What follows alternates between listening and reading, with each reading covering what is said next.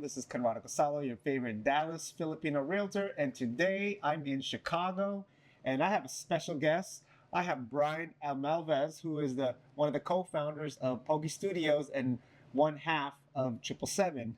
So, Brian, tell us about yourself. What is Pogi Studios? Pogi is, first off, thanks for having me.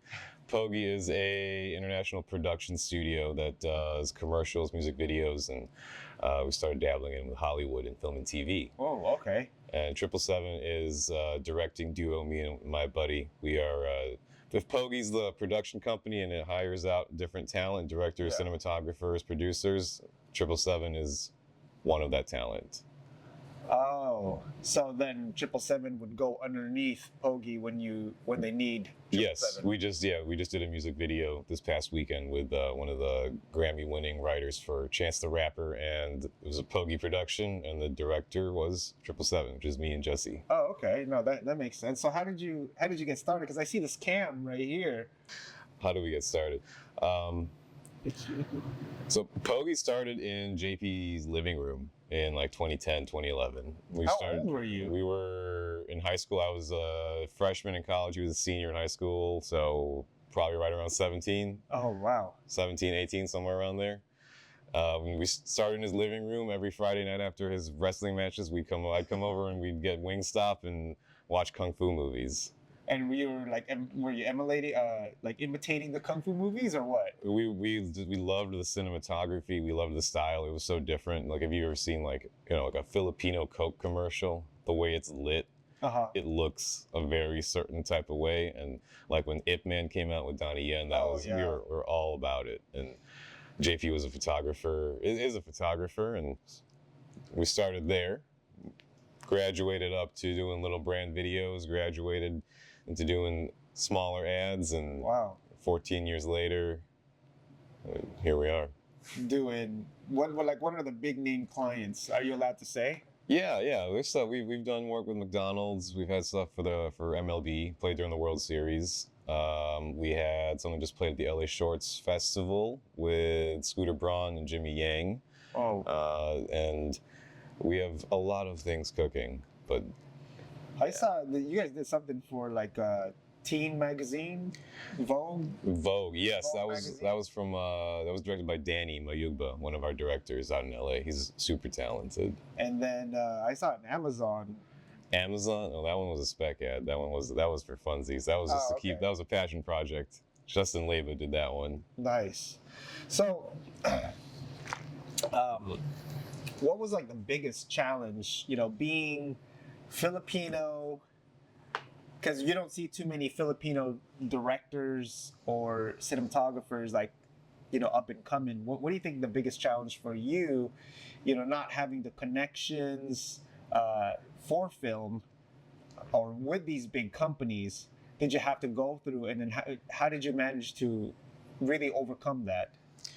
Oh man, that's a good question. The biggest challenge, are you asking just like in general, as like in general, or like how specific to being Filipino are you trying to? Getting your foot in the door. Like, was it ever a challenge because you were Filipino and you weren't, the typical cinematographer or someone in Hollywood that someone would look at?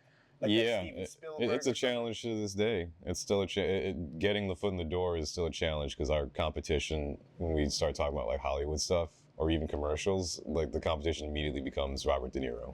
Like, everybody's got their own production company. Everybody's plugged, everybody's connected. So the front door is being guarded. So the challenge for us is, how do we get into the side door? Yeah. No one's looking at the side door. How do we make opportunities? How do we make work that's going to get people's attention coming from the side door? So how are you getting in the side door? Just making our own way, making our own projects, doing it ourselves. I used to rag a lot on, just because we do a lot. It's mostly client service, working with larger agencies, and a lot of the talent that we fly in, a lot of the talent that we hire on these shoots is flown in. The talent in Chicago, I used to rag on it for so long. The talent in Chicago? The quality of the work that we're putting out is just not, it's not up to par, because I'm literally seeing these briefs and these bids that are coming in from worldwide companies. The bar is much higher than people here might even realize even exists. Yeah. It's on another scope that people might not even know. So it's part of the whole 777 thing. Is I'm just gonna do it myself. I'm gonna make the creative myself with Jesse. So how did you come up with that name 777? What does it stand for? 777 is seven's it's a pretty historically significant number. It's a lucky number in a lot of completion. Number of completion. There's 7 notes in the major scale. It's about making your own luck. Oh, I get it. 777. Yeah. When you just said that, I thought about slot machines. Yeah, Jesse's also Filipino. We love gambling, so. Like mahjong. He actually has mahjong tattoos on his forearm. Oh, shit. So what does it mean to be a CEO of a creative agency? Because a lot of people, they think that, just being a CEO, you have high status, you're really not doing anything but just sitting in an office and you're waiting for people to do stuff and you delegate work to other people. But I don't think that that's what really what CEOs should be doing. So in your perspective, what does it mean for you to be a CEO of a creative agency? That's a really good question. For me, being the CEO is the equivalent of being a film director, except the film that you're directing is the company. Yeah. So you're in charge of the vision and the direction of where the company should be going. I'm in charge of picking the department heads. Like on a film, I'd pick my cinematographer, I'd pick my production design. You pick all these different roles. So the business, you pick head of finance, head of creative, head of the product, head of new business, and you're in charge of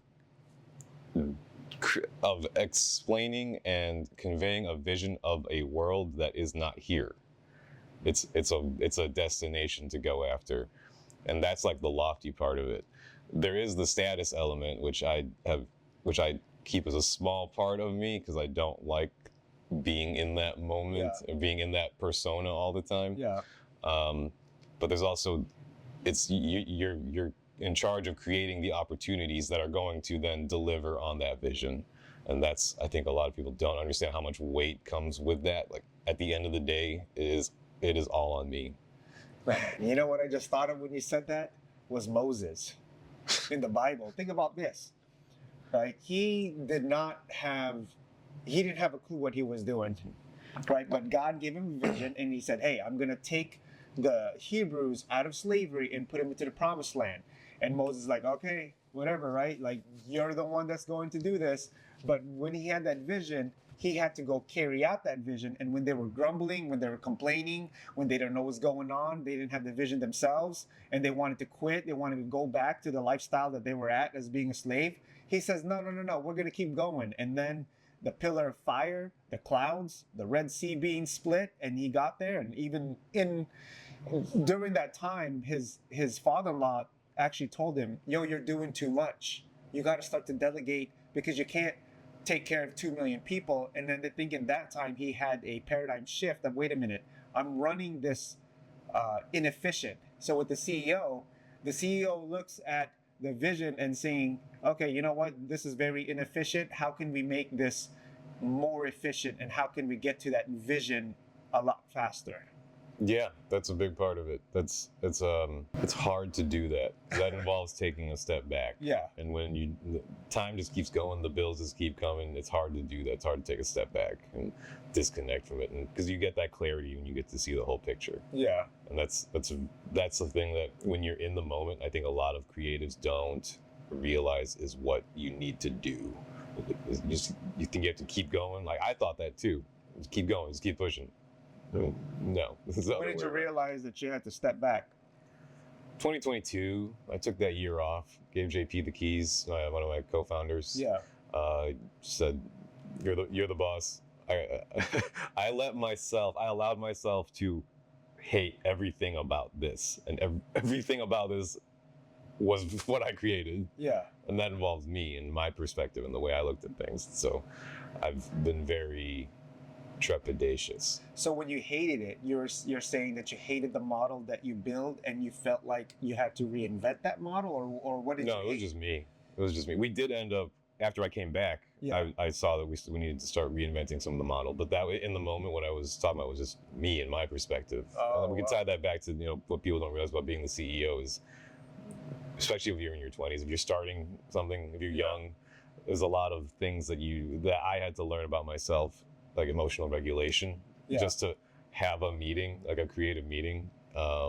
Things that people don't realize about running their own thing. It's very challenging. So this morning we were driving to the Bean downtown, and you start seeing all these buildings, and Abby's like, "Man, I wonder how old these buildings are." And I'm like, "Oh, it says right there, 1909." And I said, "You know why a lot of these buildings started to be built around like the 1800s and 1900s?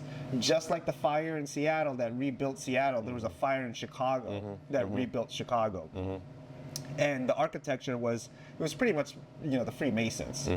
But in the 1920s, it was the Renaissance era, right? You see all the jazz, the dancing, all that, like the zoot suits. Like there was a Renaissance going on in America, the Roaring 20s. And but right now, I feel like that there's a Filipino Renaissance going on, where there's a lot of Filipinos emerging in the creative space, right? You see a lot of creatives, musicians like her, right, coming out, half Filipino. Bruno Mars, half Filipino. Even Pacquiao, right? Sports.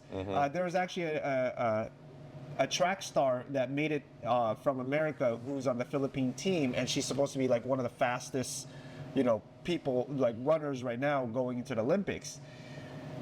So what do you know about the Filipino Renaissance that's going on right now? Like what are you seeing around social media?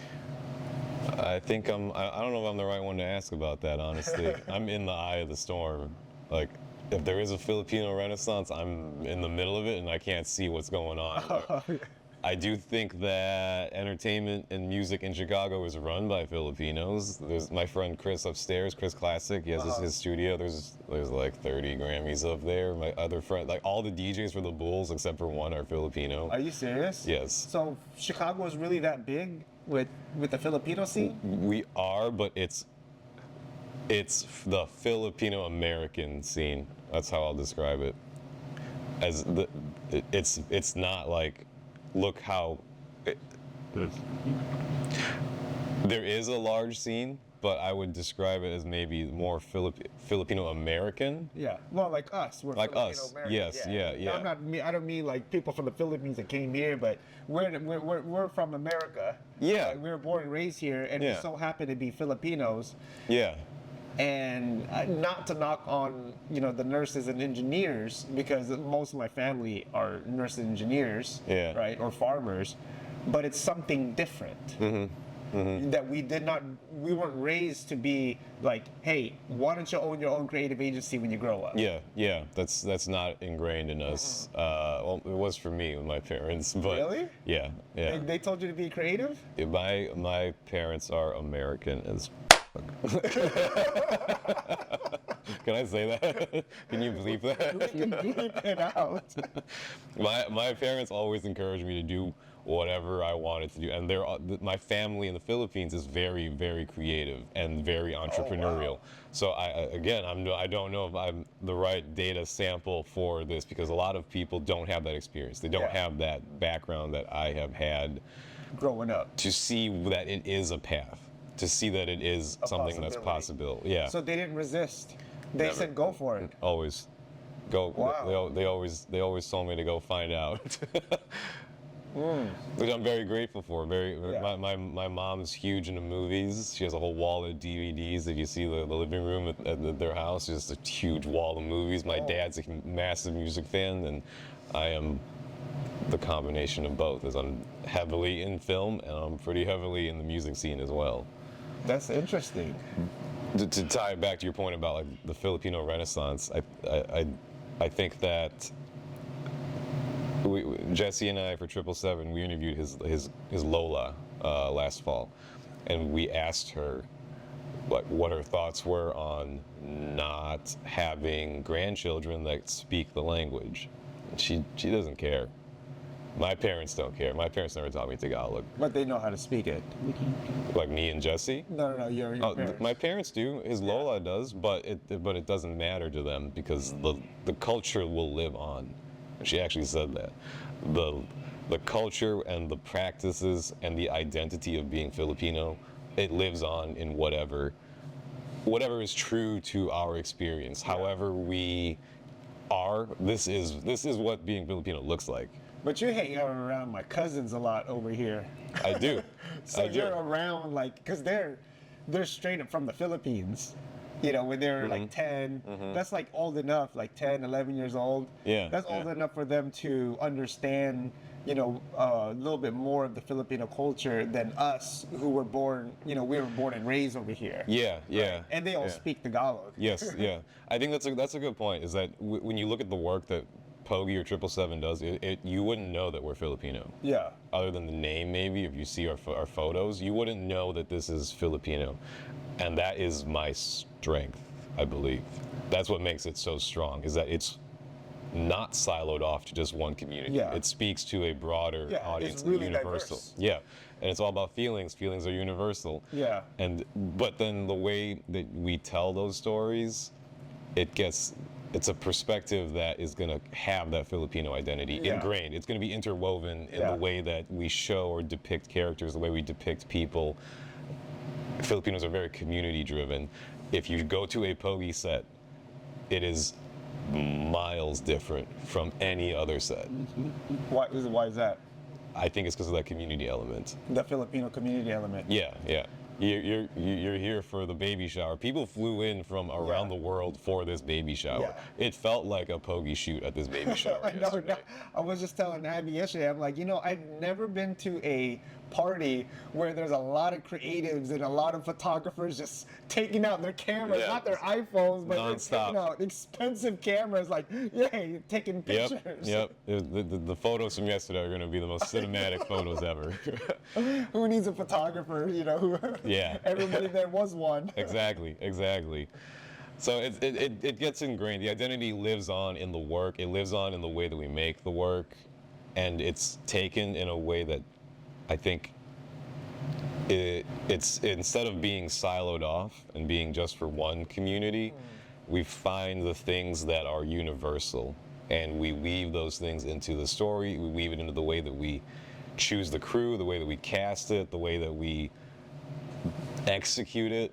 It's very familial, which is incredibly Filipino. Yeah. And that is really Filipino. Exactly. Because if you guys weren't Filipino, you wouldn't. I don't think that you'd really have that element like that. Correct. I've been on shoots that are not Pogi shoots, and oh my God, it is a mess outside of the walls of the kingdom of Pogi. Wow. It is exactly what you think Hollywood is. Everything that you've heard, all the good, all the bad, it's exactly like that. It is not fun. Honestly not fun. So the majority of Pogi are Filipinos, right? Yeah. The majority? Actually, I'm not sure anymore. Me, JP, and Casalo are. Sorry, where are you going with that? No, I was just asking. Like in the beginning, when you guys first started, the majority of like Pogi. No, the first person I brought on was one of my best friends from high school. His name was Freddie. He was Mexican. Is he still around? No, he's I still tight with him, but no, there's different chapters. It's like Saturday Night Live. You have like your cast from a different era. Different era. I look at photos, I can tell the different eras, the people that were here. When you say photos, like the photos that were taken. Yeah, like BTS, or even just photos around here in the studio, or even the old studio. Did you ever go to that one on Halstead? I didn't get. It was a little box. It was a little room, like half of just this half of it. Yeah. No, this is a huge studio. It really. I think it was pretty big. Do you have any advice for emerging, not just Filipinos, but content creators, creative agencies, photographers, videographers, cinematographers, anybody who want to get into that field? You know, what advice would you give them with the 14 years of experience that you have, and someone walking in not knowing anything, not knowing what to do? And they ask you, Brian, how can I make it in this industry? What can you tell me? I'm gonna need you to qualify that question a little further. What do you? Because at surface level, what do you need to make in this industry? You need to believe in yourself to a delusional level. You need to believe in yourself in ways that are. Other people don't. Other people won't. for me, it's always been I've been my biggest critic and my own worst enemy, which is pretty common with a lot of filmmakers. Any way that you want to take it. I'm brand new. I don't even know how to ask the question. There's so much changing in this industry that it's hard to keep up. Like you could take a perspective and look at it from a lens of this industry is cooked, it's done, there's no value in art, no one's gonna pay for this, everything's going offshore. You could look at it from that perspective, or you could look at it from what's possible and what could be done. I think the industry and following the rules of what the industry needs will end up with that other perspective of forget this. I've seen a lot of people that I know and that my colleagues know, a lot of people have been dropping out of the race in the last year. Wow. It's been a roller coaster. We had the SAG strikes last year. The productions that are being made for pilots and like new TV shows are substantially less. So the market is, I feel like I'm not answering your question. You asked like, what would somebody who's just getting into the industry need to know? Though. That was good what you were saying, because they need to know that stuff too. Yeah. Right? Like, for example, in real estate, there's going to be a lot of agents dropping out because of the lawsuit from NAR, the contracts, the laws that are happening. Yeah. You know, everything that is changing. I feel like the industry is changing. The way even we get compensated, the contracts that we have to write is changing. And when you said that, it kind of reminded me of real estate, and I could see why people are dropping out in your industry too. I think any industry right now to get into right now is really hard if you don't have that platform already, right? And you're just starting, so it's like you just gotta stick it out, for this next couple of years to see what happens, especially because it's election year. For anybody that's really getting into wanting to get their foot into the door with this industry, I'd say there's maybe two main things that I've learned. The first one is to experience and learn about other things that are not related to the craft. Because I started this, running around with this camera with JP, learning about film, and you can have that entire career path where you are doing the work and you're in the craft, but then you also then have to figure out the business side. And if you get too invested and if you just keep blinders on and you stick on the creative and the craft and you don't ever look at what is happening to this industry you're doing that craft in, you will just end up one day looking up and like, oh, there's no money. Why is there no money? So experiencing and learning about things that are outside of photo and film, like business, economics, finance, those are things that will allow you to keep doing the craft. Yeah. So I think that's like that's the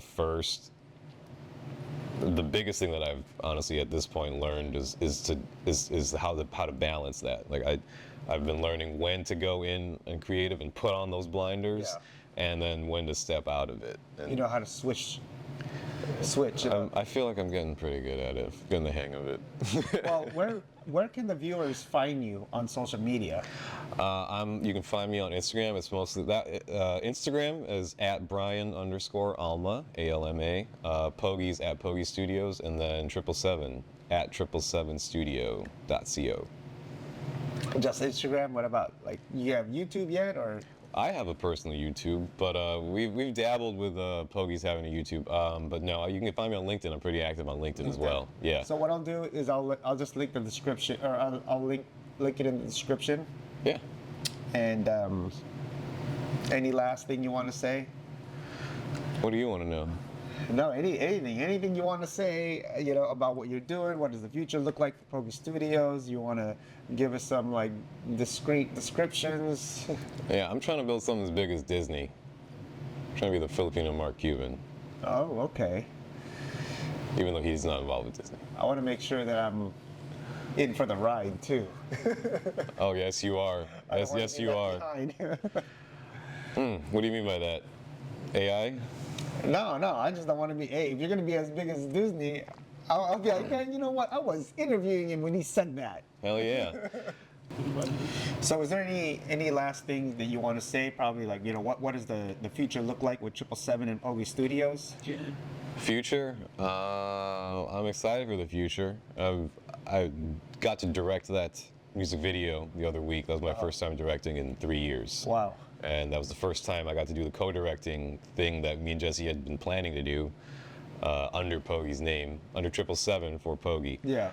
So I'm excited to see where the opportunities that we can make and the opportunities we can find can come from the work that we've been putting in. Yeah.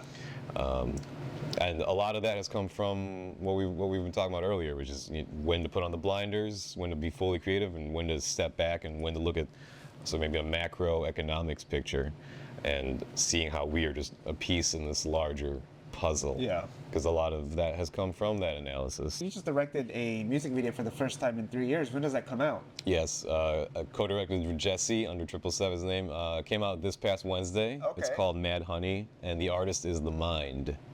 And that was a Grammy. He is, yeah. He is a Grammy-winning artist. He worked with Chance on No Problems. Oh. You actually can see the Grammy in the video. We used it as a set decoration, along with this. It's actually sitting on this. We brought this lamp to the shoot, and we put it up there, and it's a little Easter egg, just to let people know about the world we're bringing them into. If y'all want to watch that video, I'm gonna put that link in the description also. Mm-hmm.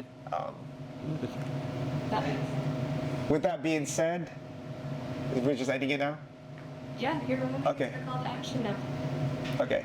With that being said, make sure you like, follow, and subscribe to Brian on his personal YouTube, on his Instagram, and on his LinkedIn. He's very active on there. Go watch that music video that he's directed for the first time in 3 years. Yeah, yeah.